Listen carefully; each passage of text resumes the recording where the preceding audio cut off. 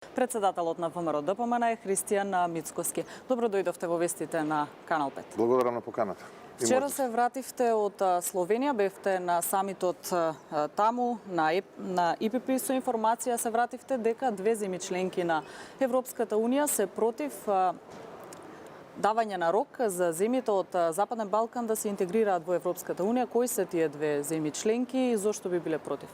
Да, значајно да се каже дека вчерашниот самит на Европската народна партија ЕНП посветен на Западниот Балкан е многу значаен за регионот, бидејќи од најголемото политичко семејство во Европскиот парламент имаме јасна и недвосмислена поддршка за целосно интегрирање на регионот во рамките на Европската Унија. Ние како ВМРО ДПМН се разбира јасна и недвосмислена поддршка за следните локални избори.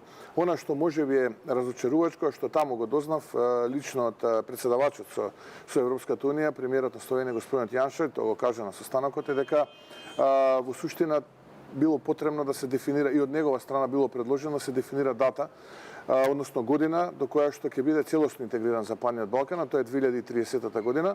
Две влијателни земји членки на Европската Унија биле против дефинирање на крајен рок за интегрирање на земјите на Западен Балкан во рамките на Европската Унија, да биде тоа 2030 година.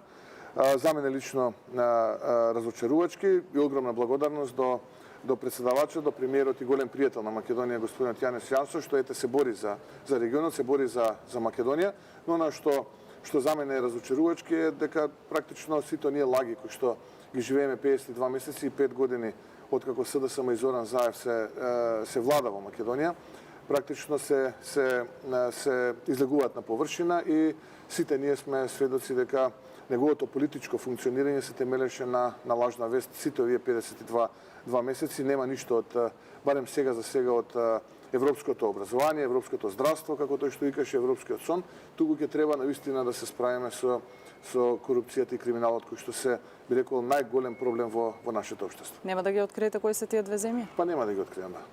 Денеска е премиерот... Влијателни земји членки на Европската Унија. Така. Денеска премиерот Заев имаше средба со бугарскиот председател Радев, со Макрон, со Меркел. Кои се вашите очекувања? Дали во блиска иднина и по изборите во Бугарија ќе се случи таа деблокада на Македонија? Втората порака која што исто така сакам да пренесам од вчерашните средби е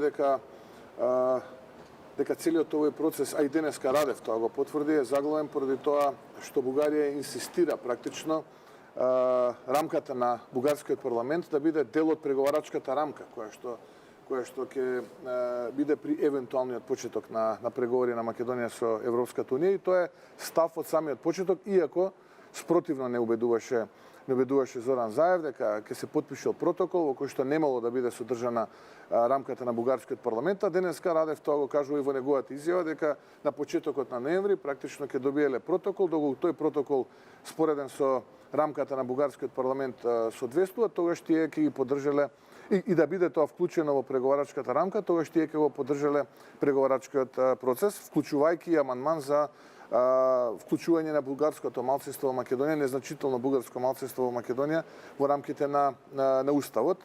Она што јас го добив како информација таму е дека Зоран Заев ветува се и се што, вклучително и ова дека ќе го прифати, само да опстои подолго на политичката сцена, но треба да знае и Радев и бугарските политичари дека за промена на уставот во Македонија се потребни 2/3, ВМРО ДПМН нема да прифати било каква промена на уставот и овој амандман, доколку немаме нормално реципроцитет и од страна на бугарската страна, бугарската држава, односно вклучување на македонското малцинство во Бугарија како конститутивен народ во рамките на бугарскиот устав и признавање на сите оние одлуки на Судот за човекови права во Страсбур и резолуција од Европскиот парламент со кој што до овој момент се спречува на македонците во Бугарија да се организираат во своји здруженија, да имаат културно воздигнување и така натаму. Значи, не можете вие да барате од Македонија да вклучи незначителен број на бугарско малцинство во уставот на Македонија, а од друга страна да не дозволите значително македонско малцинство да биде вклучено во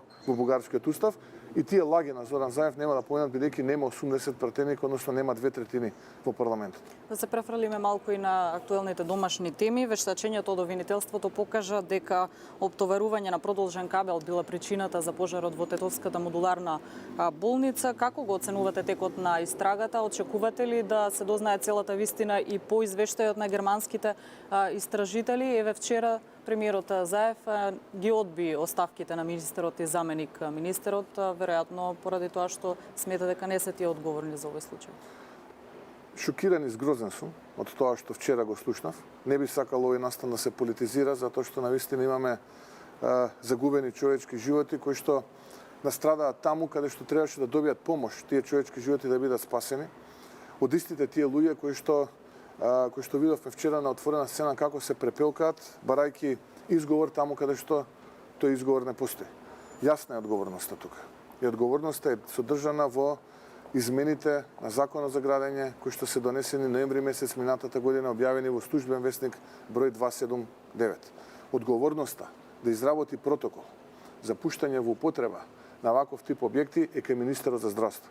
Дали до ден денеска некој го видел тој протокол и кои све документи и услови се содржани во тој протокол за да ваков објект биде пуштен во употреба. Доколку се испочитува Законот за градење онаков каков што е, нема да имаме оптоварување на кабелот, зашто јас зборував уште пред некој месец дека тоа ќе им биде најверојатно изговорот и немало да дојде до ова.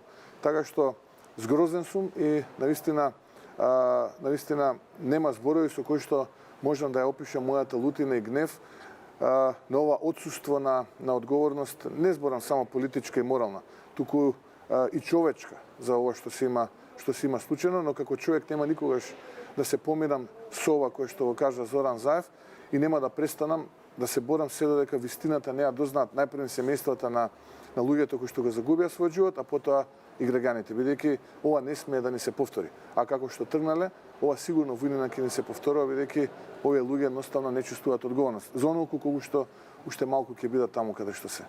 Ви благодарам многу за гостувањето. И благодарам на можноста.